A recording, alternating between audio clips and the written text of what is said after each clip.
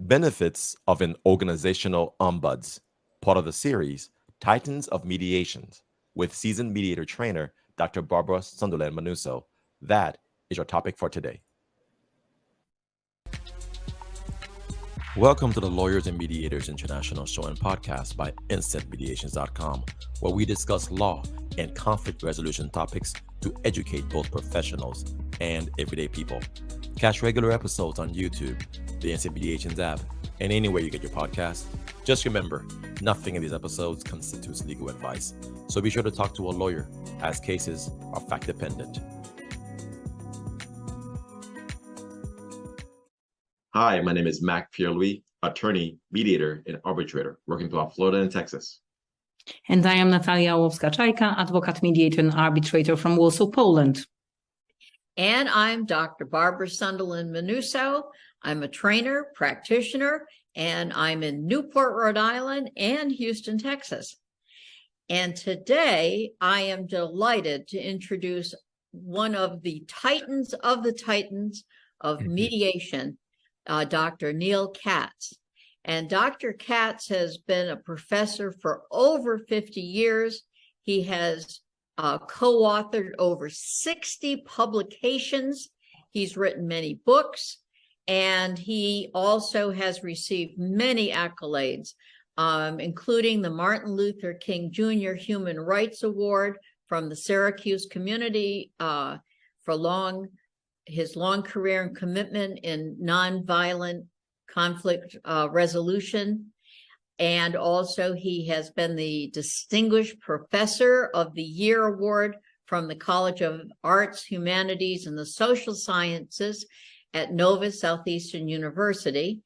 And I was pleased to present to him the William Cridler Award for Distinguished Service to the field of conflict resolution from the International Association for Conflict Resolution.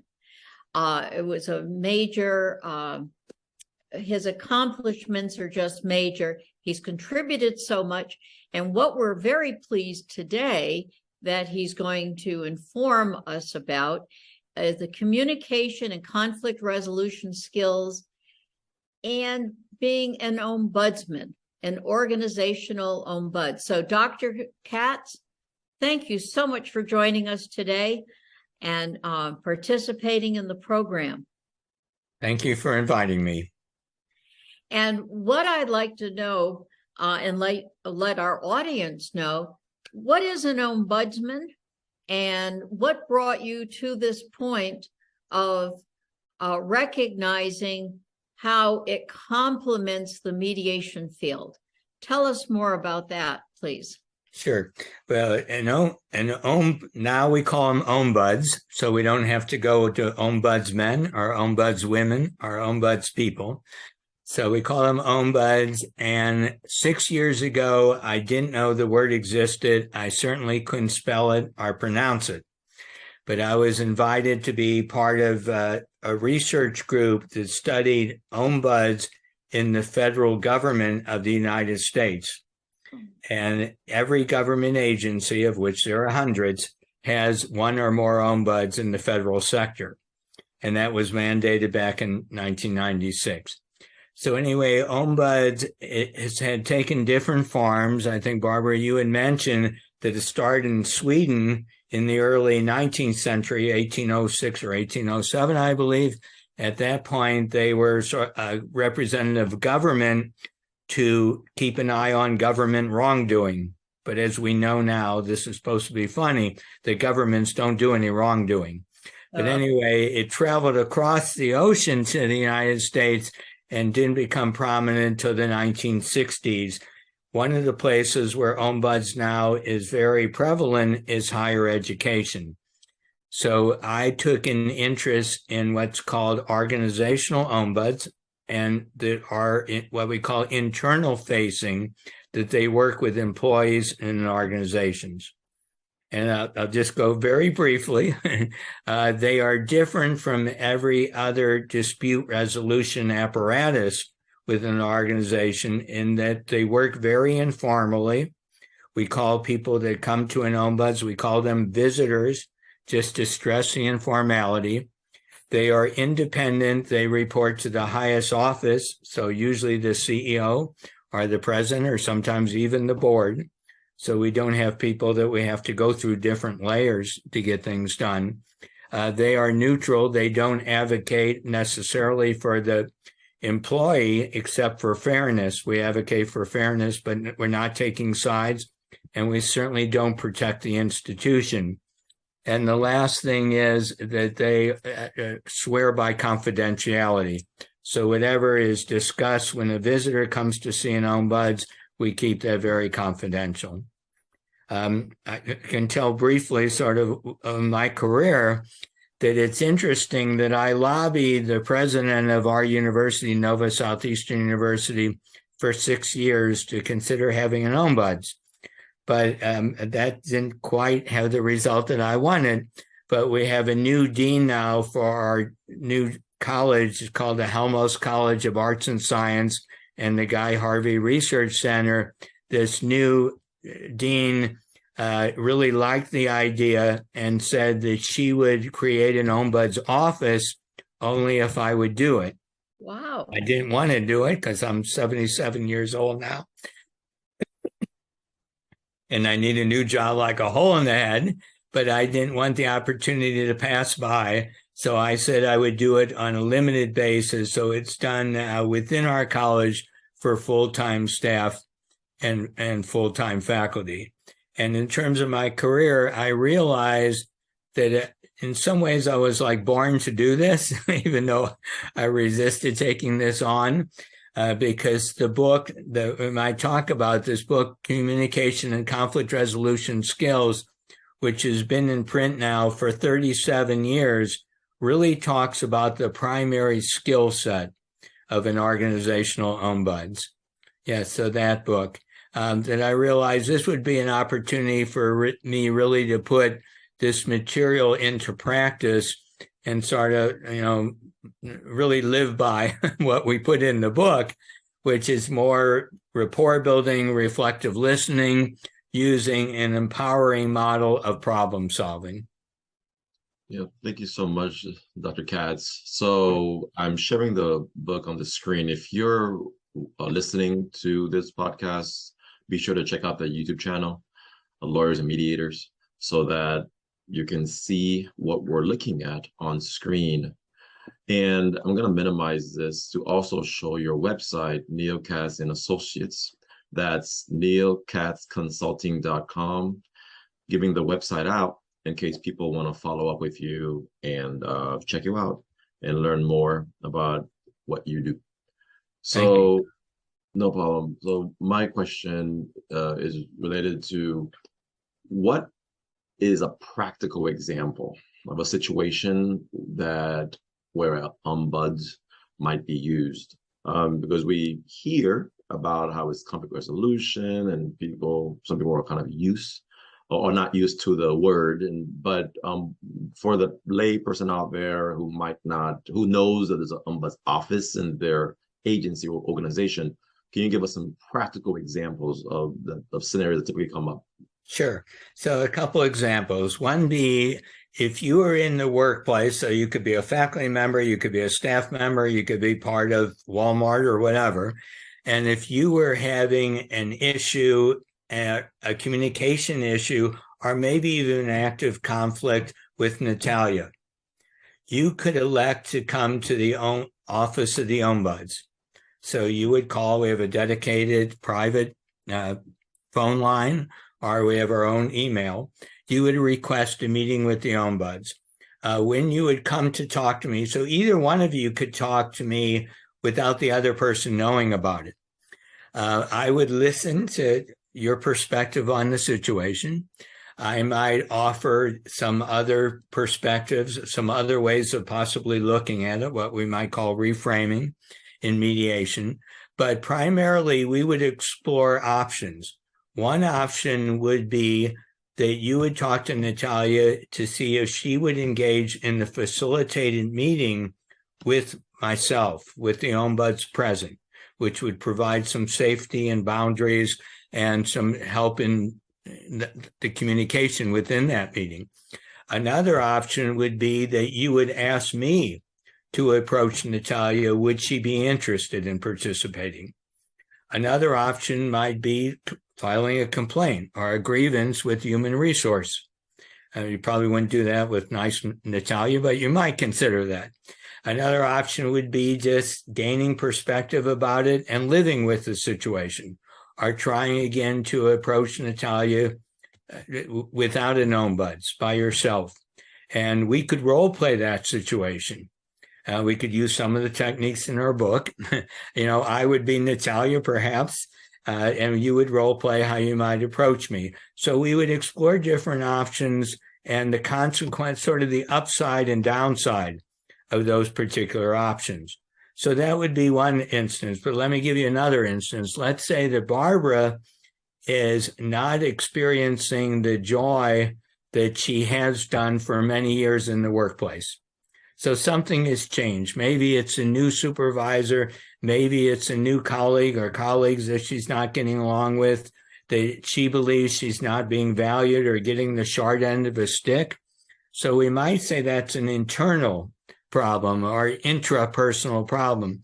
That would also be, possible to visit the Ombuds just to talk about it, to get it off her chest, to maybe gain some different perspectives about it, maybe see some of the other aspects that she could enjoy more and be more productive in the workplace. So there's a number of things that you could use the Ombuds for. Ombuds also, by the way, can do group interventions. So if you were a department chair in a university or a manager or supervisor in a private company, you could ask the Ombuds to facilitate a meeting of your particular group that you report to. So they could do that too.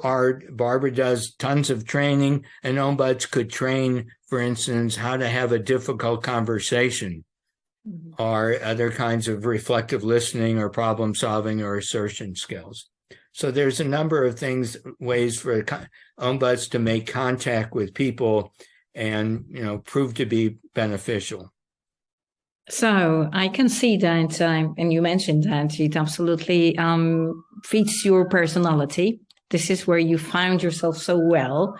So why is it that you're enjoying it so much? Do you see what sort of a positive outcome you see out of what you're doing, and how quick it is?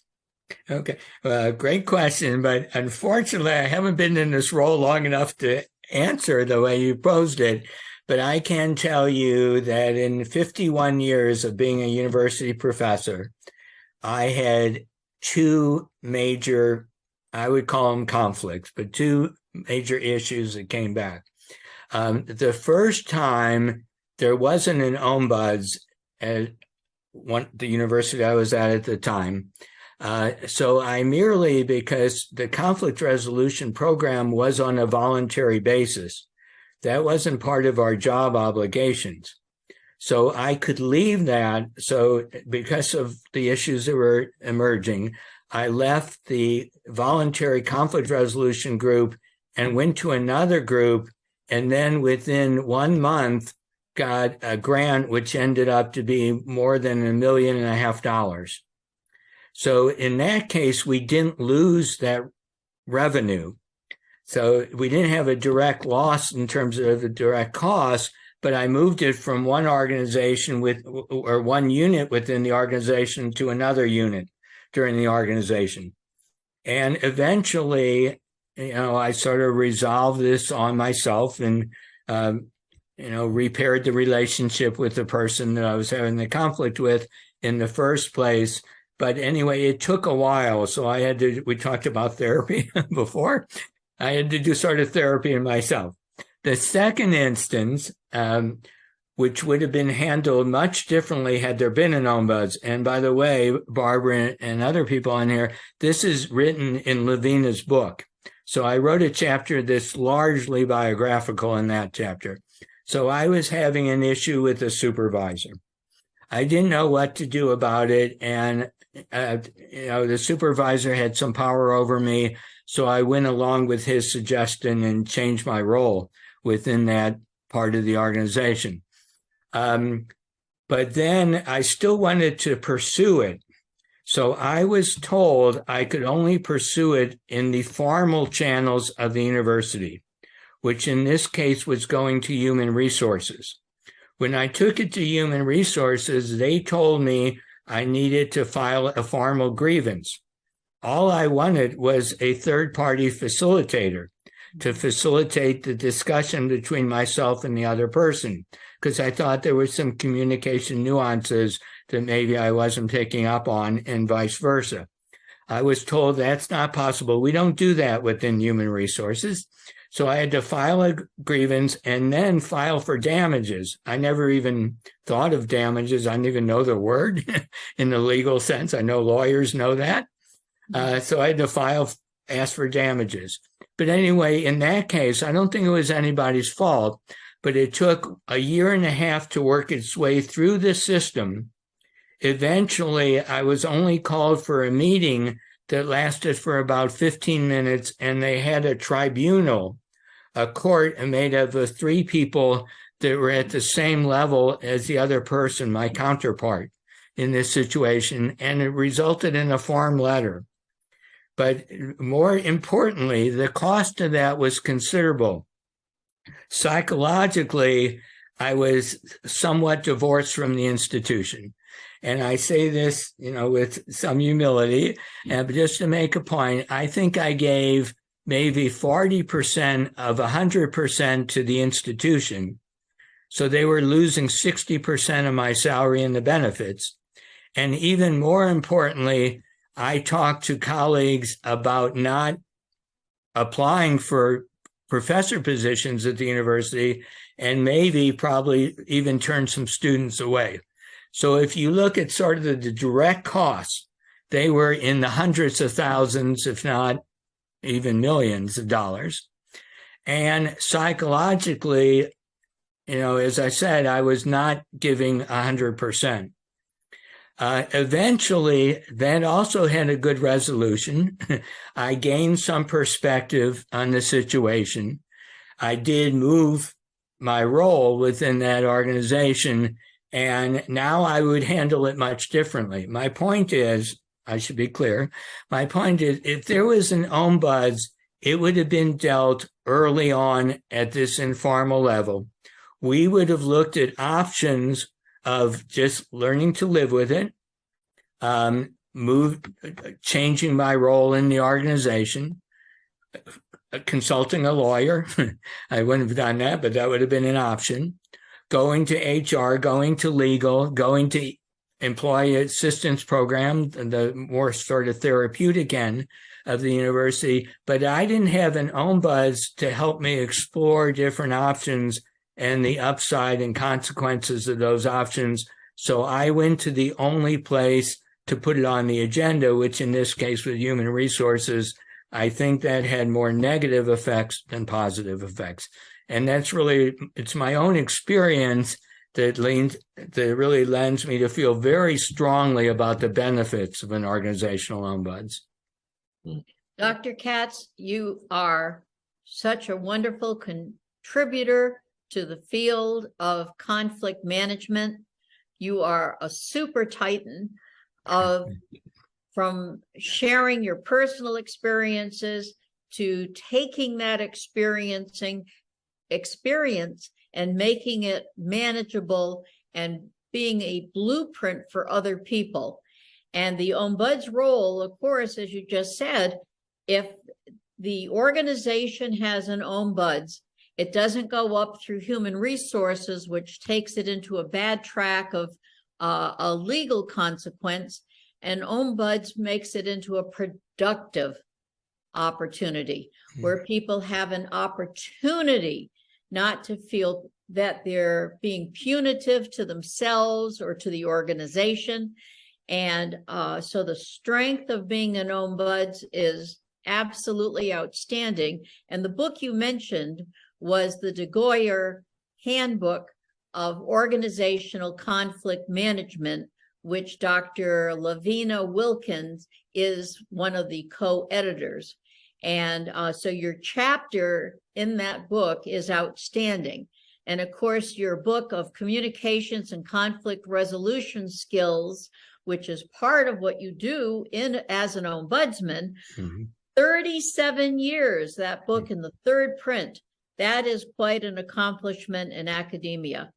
So, Dr. Katz, thank you for taking your time today, sharing your professionalism, informing people, and bringing out a new concept for some people of being an ombudsman. Thank you for being here today. Dr. Neil Katz, thank you. You're welcome. Thank you.